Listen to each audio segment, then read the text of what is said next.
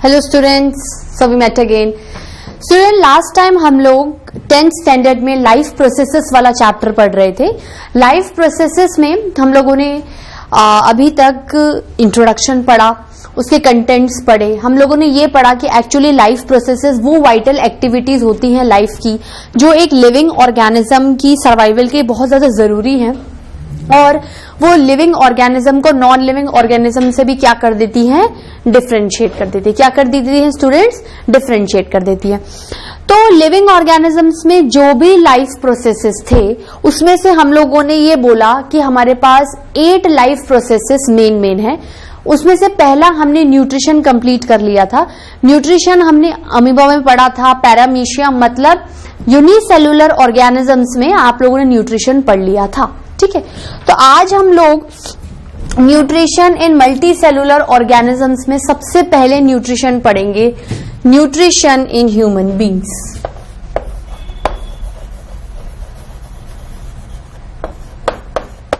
Nutrition in human beings. Nutrition in human beings, ठीक है। Human beings किस तरीके से फूड को लेते हैं, किस तरीके से फूड को डाइजेस्ट करते हैं, एब्जॉर्ब करते हैं, एसिमिलेट करते हैं और इजेस्ट करते हैं, ठीक है। तो वही पांचों लाइफ प्रोसेसेस वापस से चलेंगे ह्यूमन बीइंग्स में भी। कौन सा? इंजेशन, फिर डाइजेशन, फिर एब्जॉर्प्शन,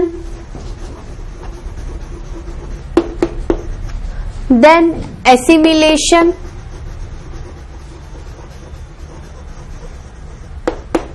और फाइनली इजेशन, ठीक है। अब देखो, ह्यूमन बीइंग्स चूंकि एक मल्टी सेलुलर ऑर्गेनिजम्स हैं, इनमें डिवीजन ऑफ लेबर होगा। ऑर्गेनिज्म का मतलब क्या होता है? They have developed organ systems. भाई अगर सेल से लेके ऑर्गन सिस्टम तक की बात करें तो सब क्या है, बहुत ज्यादा डेवलप्ड होते हैं। तो जो न्यूट्रिशन होता है ह्यूमन बीइंग्स में, वो कह सकते हैं कि एक वेल डेवलप्ड सिस्टम की फॉर्म में होता है। मतलब ये जो न्यूट्रिशन लाइफ प्रोसेसेस है और उसके अंदर जो 5 स्टेप्स हो रहे हैं, वो पांचों स्टेप्स एक सिस्टम के अंदर होंगे। एक क्या होंगे? सिस्टम के अंदर होंगे। ओवरऑल सिस्टम का काम क्या है? खाने को लेना, पचाना और एनर्जी गेन करना। तो उस पूरे सिस्टम को कहा जाता है डाइजेस्टिव सिस्टम। क्या कहा जाता है स्टूडेंट्स? Digestive system. अभी जब आप हायर क्लासेस में पढ़ोगे 11th में, तो एक चैप्टर आएगा ह्यूमन फिजियोलॉजी में, डाइजेशन एंड एब्जॉर्प्शन। उसमें मैं जो आपको डाइजेस्टिव सिस्टम यहां पर थोड़ा सा लेसर वर्जन में बता रही हूं, वहां पर आप काफी कुछ ब्रॉड वर्जन में पढ़ोगे, ठीक है। तो न्यूट्रिशन जो लाइफ प्रोसेसेस है, उसके अंदर जो इन्वॉल्व 5 स्टेप्स हैं, वो किसके अंदर होंगे? All these 5 steps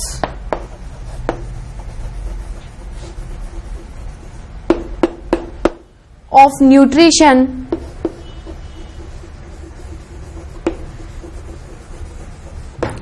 proceed under a well developed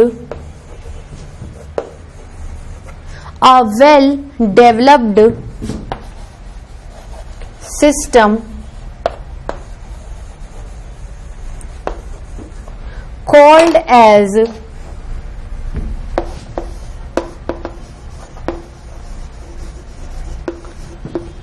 digestive system. Called as digestive system मतलब वो सिस्टम जिसके अंदर कुछ ऑर्गन्स होंगे, वो ऑर्गन्स अपने अंदर इंडिविजुअली भी काम करेंगे और दूसरे ऑर्गन के साथ म्यूचुअली इंटरेक्ट करके भी काम करेंगे। उस पूरे सिस्टम को डाइजेस्टिव सिस्टम कहते हैं, जो कि ह्यूमन बीइंग्स में बहुत ही कॉम्प्लेक्स और वेल डेवलप्ड सिस्टम होता है। मतलब कॉम्प्लेक्स क्यों? क्योंकि बहुत सारे ऑर्गन्स इन्वॉल्व होंगे, उनका खुद का फंक्शन होगा, उनमें म्यूचुअली भी फंक्शंस होंगे, आपस में एक दूसरे से जुड़े हुए होंगे, कोऑर्डिनेट करेंगे। तो सिस्टम जो कहलाता है ह्यूमन बीइंग्स में, जिसके जरिए ये न्यूट्रिशन लाइफ प्रोसेस होता है उसे बोलते हैं डाइजेस्टिव सिस्टम। मतलब बॉडी का ऐसा सिस्टम जिसमें से आप खाना लोगे और मतलब ये सारे प्रोसीजर्स होंगे जो कि अमीबा पैरामीशियम में भी हो रहे थे, ठीक है। पर वहां तो क्या था, सिंगल सेल बॉडी थी, तो वही बॉडी सारे पांचों स्टेप्स को प्रोसीड कर रही थी। इसमें पांचों स्टेप क्या होंगे, अलग अलग रीजन्स में होंगे, क्योंकि जितने ज्यादा सिस्टम कॉम्प्लेक्स होगा, जितने ज्यादा हमारे पास हेल्प करने के लिए चीजें होंगी, उतना ज्यादा मैं डिवीजन ऑफ लेबर करवा पाऊंगी, ठीक है। तो हम लोग क्या कह सकते हैं। अच्छा, अब मुझे एक बात बताओ, डाइजेस्टिव सिस्टम से आप समझते क्या हो? Actually in human beings the digestive system is very well developed. आपने जब डाइवर्सिटी इन लिविंग ऑर्गेनिजम्स पढ़ा था स्टूडेंट्स 9th क्लास में, तब भी मैं आपको बता रही थी कि जैसे पॉरीफेरा है, सिलियंट्रेटा है, निडेरिया है, प्लेटी हेलमिंथीज है, एस्की हेलमिंथीज है, इनमें भी धीरे धीरे डाइजेस्टिव सिस्टम आता जाता है, ठीक है। लेकिन सबसे ज्यादा वेल डेवलप्ड हमारे अंदर है, the powerful creature of this earth that is human being. इसके अंदर जो डाइजेस्टिव हर सिस्टम बहुत ज्यादा वेल डेवलप्ड है। तो ह्यूमन बीइंग्स में एक्चुअली डाइजेस्टिव सिस्टम से आप समझते क्या हो? इन human being digestive system is composed of alimentary canal. एक कैनाल टाइप, एक ट्यूब लाइक स्ट्रक्चर जाएगी जो कि बिल्कुल आपकी बॉडी के बीचों बीच से पास हो जाएगी, वो एक कैनाल है। कैनाल का मतलब क्या होता है, जो दो चीजों को जोड़ रही है। मतलब इस कैनाल के बीचों बीच बहुत सारे कंपोनेंट्स आएंगे सिस्टम के, मतलब बहुत सारे ऑर्गन्स आएंगे इस सिस्टम के, जो कि इस एलिमेंट्री कैनाल के जरिए क्या होते जाते हैं, आपस में जुड़ते जाते हैं। ये सिस्टम में काम करेंगे तो ऑर्गन सिस्टम बनाएंगे, और ऑर्गन सिस्टम का नाम क्या कहलाएगा, डाइजेस्टिव सिस्टम, ठीक है। एलिमेंट्री कैनाल है तो दो चीजें होंगी कि इनिशियल पॉइंट भी, एंड पॉइंट भी। इनिशियल पॉइंट का मतलब होता है माउथ, मुंह से जिससे खाना खाते हैं, और नीचे जाके एनस जिससे हम अपना अनडाइजेस्टेड वेस्ट मटेरियल निकाल देते हैं। जैसे पैरामीशियम में था ओरल पोर, एनल पोर, इसी तरीके से जब आप कोई ओरल पोर और एनल पोर को जोड़ दो और उसके बीचों बीच भी बहुत सारे कंपोनेंट्स डाल दो जो कि आपस में इंटरलिंक्ड होते हैं, इंटरकनेक्टेड होते हैं, कोऑर्डिनेट होते हैं, तो वो एक सिस्टम को क्या कर देते हैं, जन्म दे देते हैं, ठीक है। तो हम लोग क्या कह सकते हैं,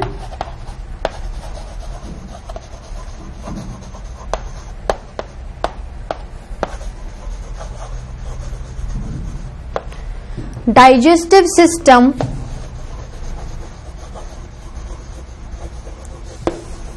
composed of 9 metre long. Alimentary canal की लेंथ क्या होती है, 9 metre long alimentary canal. Alimentary canal बोलते हैं डाइजेस्टिव सिस्टम एक्चुअली किसका कंपोज्ड है, एलिमेंट्री कैनाल का। और इस एलिमेंट्री कैनाल में ही वेरियस ऑर्गन्स आएंगे, जो ऑर्गन्स किसको बनाएंगे, डाइजेस्टिव सिस्टम को बनाएंगे, ठीक है। मतलब ये जो ऑर्गन्स आपके एलिमेंट्री कैनाल में है, जो डाइजेस्टिव सिस्टम को बना रहे हैं, वो उनका काम क्या है, सबका उनका काम है खाने को पचाना, खाने को इंजेक्शन करवाना, डाइजेशन करवाना, एब्जॉर्प्शन करवाना, एसिमिलेशन करवाना और इजेशन। मतलब उन सबका काम क्या है, न्यूट्रिशन करवाना। क्या काम करवाना स्टूडेंट्स, न्यूट्रिशन करवाना, ठीक है। अब मुझे एक बात बताओ, 9 मीटर तो बहुत लंबा होता है, तो मान लो किसी आदमी की हाइट बहुत ज्यादा छोटी है, तो क्या उसमें 9 मीटर लॉन्ग एलिमेंट्री कैनाल कभी एग्जिबिट नहीं हो सकती, या आप ऑक्यूपाई नहीं करवा सकते? बिल्कुल करवा सकते हो स्टूडेंट्स। उसके लिए क्या प्रोविजन बनाया है कि ये एलिमेंट्री कैनाल कोई ऐसा नहीं कि लॉन्ग ट्यूब है और निकल गई शरीर से बाहर, ऐसा नहीं है। इस एलिमेंट्री कैनाल, ये एलिमेंट्री कैनाल कॉइल्ड भी हो जाती है, कहीं पर थोड़ी वाइड भी हो जाती है, कहीं पे लॉन्ग भी हो जाती है, कहीं पर थोड़ी सिकुड़ भी जाती है। कहने का मतलब है कि एलिमेंट्री कैनाल अपने हिसाब से अपनी शेप को डिसाइड करती है जहां जहां उसे लोकेशन मिलती है, ठीक है। जैसे मुंह से निकली, सीधे सीधे गई, फिर थोड़ी घूम गई, फिर साइड में ऐसी हो गई। तो ये कह सकते हैं कि एलिमेंट्री कैनाल की लेंथ तो ठीक है, रिसर्च से मेजरमेंट करके 9 मीटर ली हुई होगी, मानते हैं, लेकिन आप एलिमेंट्री कैनाल की चौड़ाई को कभी भी एक तरीके से डिफाइन नहीं कर सकते, स्पेसिफिक वे में डायमेंशनली वाइज नहीं कह सकते, क्योंकि एलिमेंट्री कैनाल की जो विड्थ है वो हमेशा क्या करती रहती है, वेरी करती रहती है। क्या करती रहती है स्टूडेंट्स, वेरी करती रहती है, ठीक है। अब क्या करते हैं, अब देखो, अगर मैं आपको पार्ट्स ऑफ एलिमेंट्री कैनाल बोलूं या पार्ट्स ऑफ डाइजेस्टिव सिस्टम बोलूं, बात एक ही है।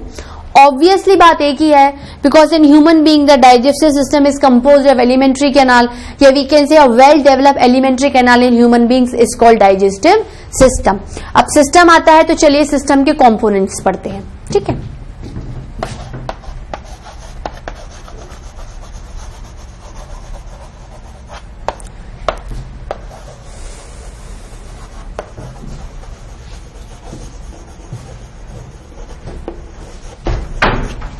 Alimentary canal composed of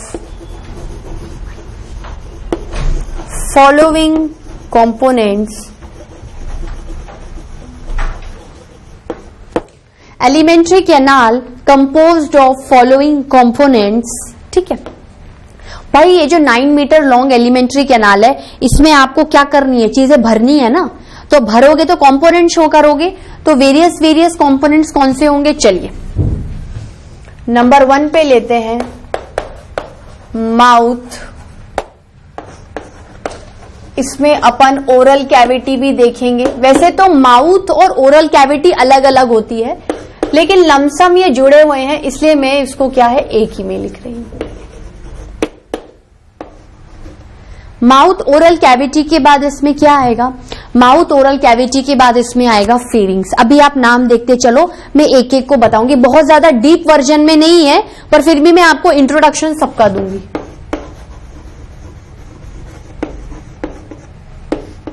pharynx, pharynx के बाद आता है ईसोफेगस। फेरिंग्स के बाद क्या आता है, ईसोफेगस। इसको ओसीफेगस भी कहते हैं। देखो इसकी स्पेलिंग क्या होती है, ईसोफेगस, ठीक है। तो ये ईसोफेगस भी या ओइसोफेगस भी बोलते हो, प्रोनाउंसिएशन अलग अलग है, लेकिन एक्चुअली स्पेलिंग में आप यही लिखोगे।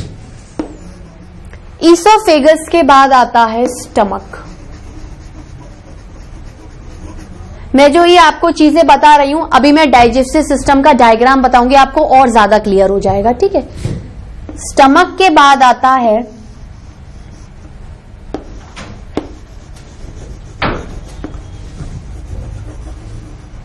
Small intestine.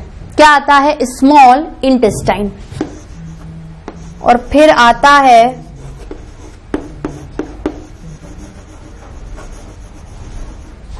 Large intestine. क्या आता है, लार्ज इंटेस्टाइन। लार्ज इंटेस्टाइन के नीचे आता है last component of alimentary canal और last component of digestive system in human beings is anus. मतलब ये एक कैनाल की तरह स्ट्रक्चर हुई, जिसका इनिशियल पॉइंट माउथ हो गया और जिसका एंडिंग पॉइंट क्या हो गया, एनस हो गया। अब आप पॉइंट वाइज डालो तो ये सेकंड हो गया, ये थर्ड हो गया, फोर्थ हो गया, फिफ्थ हो गया, सिक्स्थ हो गया और सेवेंथ हो गया।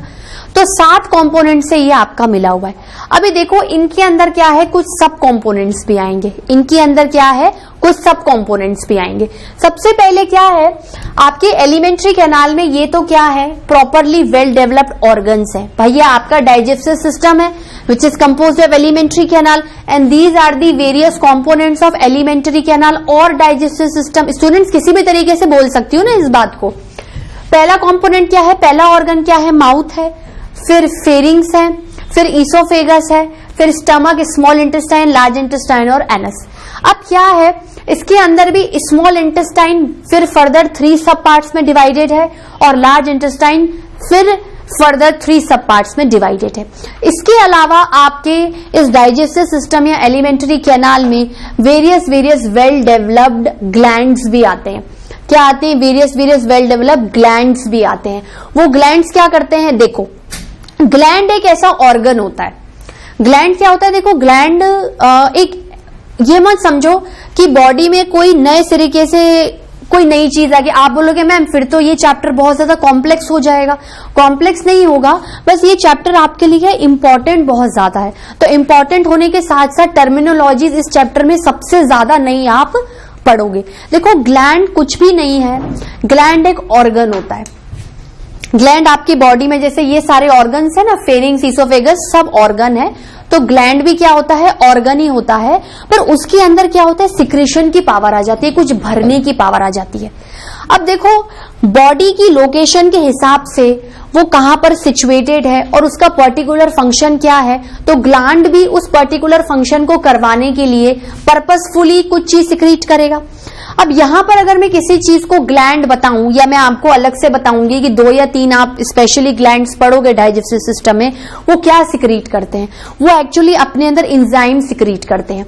एंजाइम्स क्या होते हैं, केमिकल्स होते हैं जो कि लाइसिस तोड़ने का काम करते हैं, और आपको डाइजेशन या न्यूट्रिशन में क्या करवाना है, बड़े कॉम्प्लेक्स लार्ज मॉलिक्यूल को स्मॉल एब्जॉर्बेबल मॉलिक्यूल्स में क्या करना है, तोड़ना है। क्या करना है स्टूडेंट्स, तोड़ना है। इनको तोड़ने के लिए आपको एंजाइम्स की आवश्यकता होती है। ये एंजाइम्स कहां प्रोड्यूस होंगे, ऑब्वियसली एलिमेंट्री कैनाल में ही प्रोड्यूस होंगे। एलिमेंट्री कैनाल के खुद के कंपोनेंट्स इसको बनाएंगे, पर चूंकि ये कंपोनेंट्स एक ऑर्गन ही है सिस्टम के और उनमें सिक्रीशन की पावर है जो कि एंजाइम सिक्रीट करते हैं, इसलिए particularly the organ which has the power of secretion is called as gland, is called as gland. ठीक है, देखो माउथ में आप वेरियस सब पार्ट्स पढ़ोगे, ठीक है ना। अब मैं आपको इसी में ही बता देती हूं माउथ में आप क्या क्या पढ़ने वाले हो स्टूडेंट्स। देखो माउथ या ओरल कैविटी, डिस्क्रिप्शन नहीं दे रही हूं अभी, तो मैं सिर्फ इसके कंपोनेंट्स लिखा रही हूं आपको। माउथ के अंदर आप पढ़ोगे टंग, टीथ, हल्का हल्का इंट्रोडक्शन पढ़ोगे स्टूडेंट्स, एक एक लाइन का, डीपली अभी आपके स्टैंडर्ड में इतना आपको नहीं बताना है, एनसीईआरटी लेवल पर, ठीक है। और क्या होगा भाई, आपके माउथ हो गया, ओरल कैविटी, ओरल कैविटी में आप मेनली टीथ और टंग पढ़ोगे, ठीक है। फेनिंक्स से, इसोफेगस से रिलेटेड कोई सब पार्ट्स नहीं है, स्टमक से रिलेटेड भी सब पार्ट्स नहीं है। स्मॉल इंटेस्टाइन के 3 पार्ट्स आते हैं। डीजे वाला आया बोलते हैं ना, तो हम बोलेंगे डीजेआई, डीजेआई, ठीक है। डी का मतलब होता है डियोडिनम, डी का मतलब होता है डियोडिनम, जे का मतलब होता है जेजुनम, और आई का मतलब होता है इलियम। आई का मतलब क्या होता है, इलियम, ठीक है। ये स्मॉल इंटेस्टाइन के सब 3 पार्ट्स हैं। एक्चुअली स्मॉल इंटेस्टाइन को ये तीनों मिलकर क्या बनाएंगे, ये तीनों मिलकर स्मॉल इंटेस्टाइन को बनाएंगे, ठीक है। फिर लार्ज इंटेस्टाइन में क्या होंगे, 3 पार्ट्स आएंगे, ठीक है।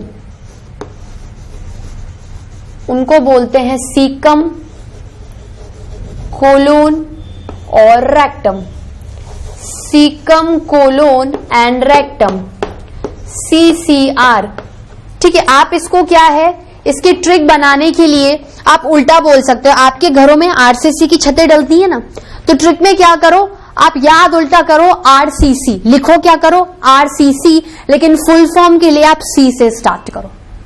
फुल फॉर्म के लिए क्या करो, आप C से स्टार्ट करो कि पहले सीकम आएगा, फिर कोलोन आएगा और देन रेक्टम आएगा, ठीक है। ये तो क्या था, वेरियस कंपोनेंट से। अब हम ग्लैंड्स की बात करते हैं। Various essential glands are associated with the digestive system, ठीक है स्टूडेंट्स। लिखते हैं अपन, जिससे कि आपको क्या एट अ ग्लांस सारे सिस्टम समझ में आ जाए। ये पूरा लिख लिया, इधर लिख रही हूं ब्रैकेट में।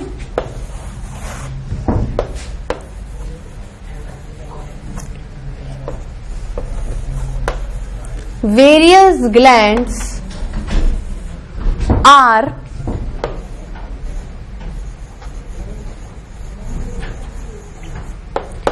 associated with the digestive system, ठीक है, या फिर एलिमेंट्री कैनाल, एक ही बात है।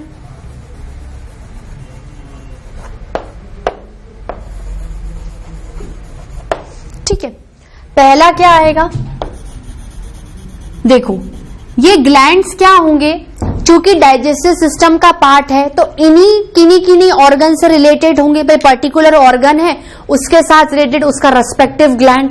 तो स्टार्ट करें माउथ से। माउथ से एसोसिएटेड ग्लैंड को बोलते हैं सलाइवरी ग्लैंड।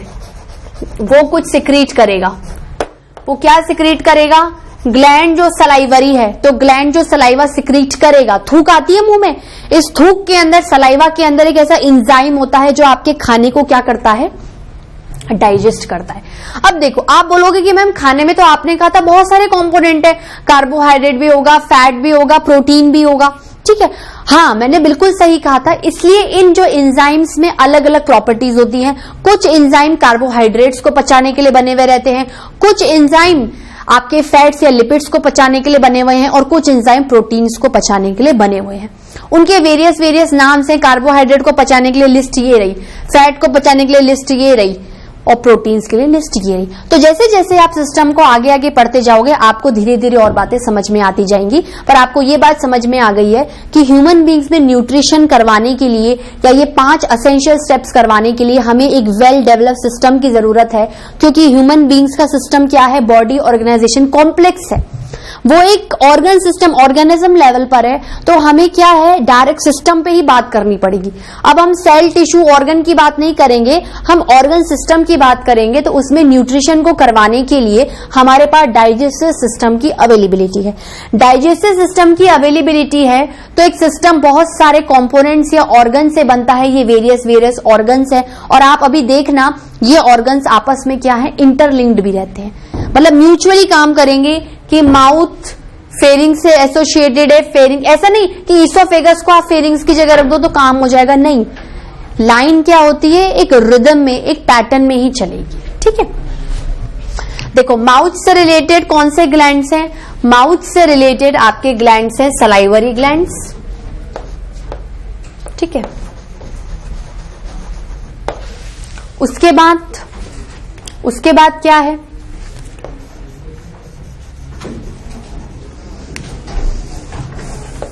फिर आता है फेरिंग्स और ईसोफेगस में किसी भी तरीके का डाइजेस्टिव ग्लैंड्स नहीं होता है। जहां पर डाइजेस्टिव ग्लैंड्स होंगे कहीं ना कहीं वहां पर डाइजेशन भी प्रोसीड होगा। माउथ में अगर आपके पास डाइजेस्टिव ग्लैंड है जिनका नाम सलाइवरी ग्लैंड है, डाइजेशन होगा। यहां पर कोई डाइजेस्टिव ग्लैंड्स नहीं है तो डाइजेशन नहीं होगा, ये सिर्फ फूड को पैसेज देने का काम करेंगे। स्टमक में, स्टमक को एक लैटिन वर्ड गैस्टर से डिराइव किया गया है, तो इसके ग्लैंड्स को बोलते हैं गैस्ट्रिक ग्लैंड्स।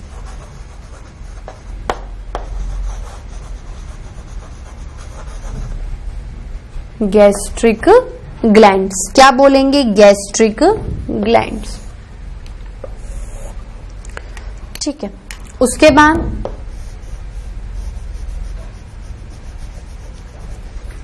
ठीक है, अब देखो आपके लार्ज स्मॉल इंटेस्टाइन से रिलेटेड कौन से ग्लैंड्स होंगे, मतलब स्टमक में भी डाइजेशन होगा, मतलब स्टमक में भी डाइजेशन होगा।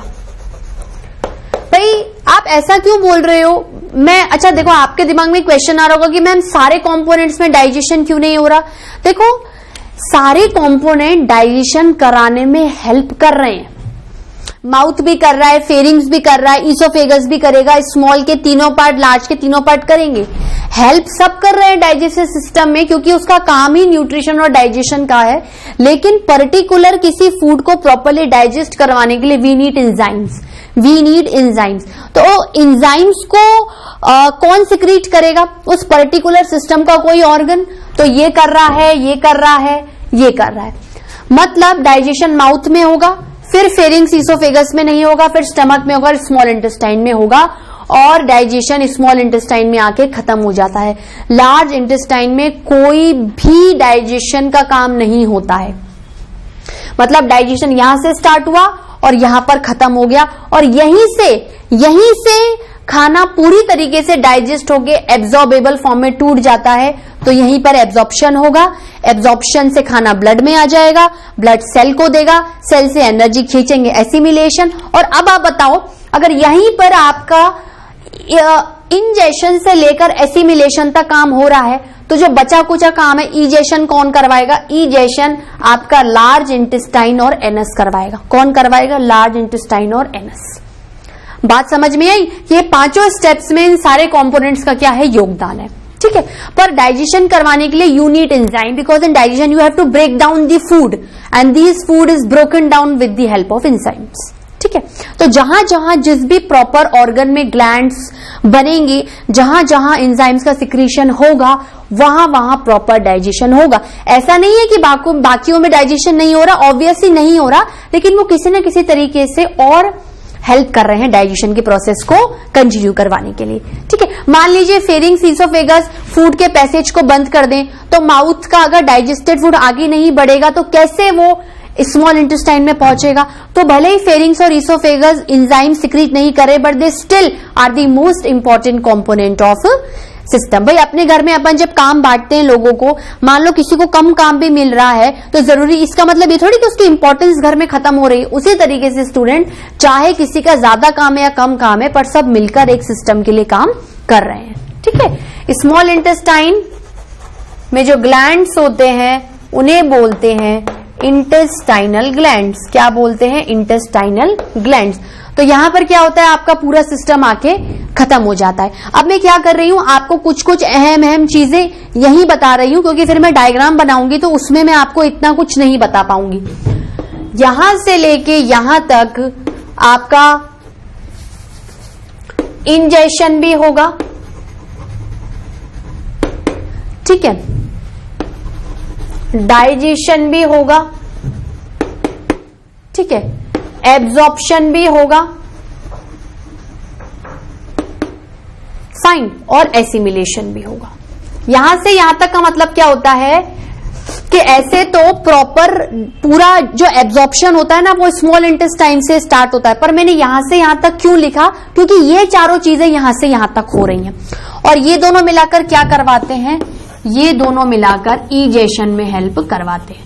तो कहीं ना कहीं कोई ना कोई कंपोनेंट, कोई ना कोई न्यूट्रिशन का स्टेप क्या कर रहा है, पकड़ के रख रहा है। ठीक है स्टूडेंट्स, आप लोग इसको नोट डाउन करिए। स्टूडेंट्स नोट डाउन किया? चलिए अब मैं क्या करती हूं, आपको थोड़ा सा ग्लैंड का इंट्रोडक्शन देती हूं। ठीक है ना, ग्लैंड के बारे में डेफिनेशन तो लिखनी पड़ेगी ना, क्या करना पड़ेगा, ग्लैंड के बारे में डेफिनेशन लिखनी पड़ेगी। ठीक है,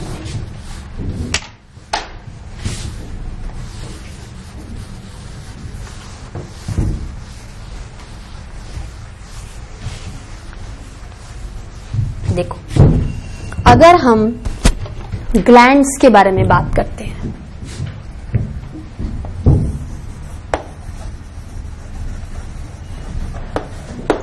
ग्लैंड्स क्या होते हैं, ग्लैंड क्या होते हैं,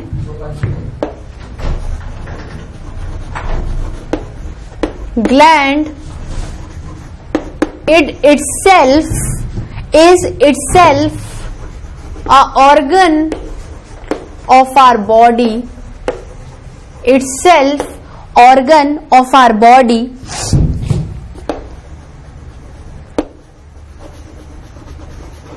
gland gains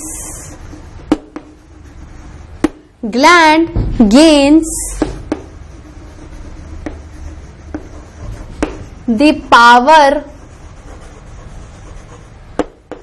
of secretion। Gland भाई ग्लैंड अभी एक ही बता रही हूं, ऐसे तो बहुत सारे ग्लैंड्स होंगे।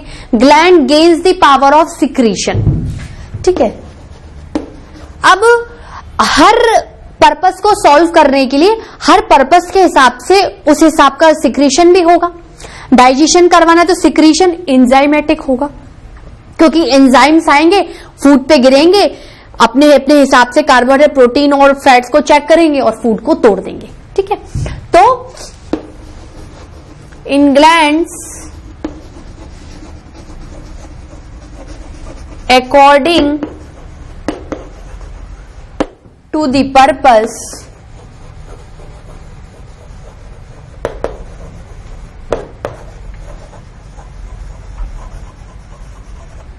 the secretion occurs, the secretion occurs। ठीक है, जैसे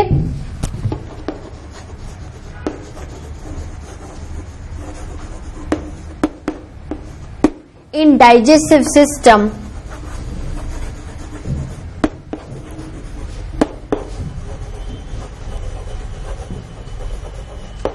the secretion is of enzymes।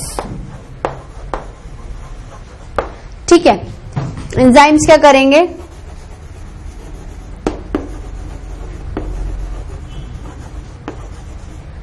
which are able to break the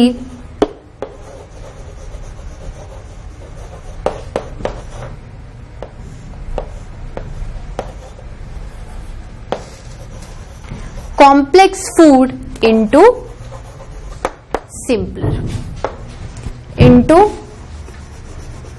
simpler one। ठीक है स्टूडेंट्स, तो आज के लेक्चर में इतना ही।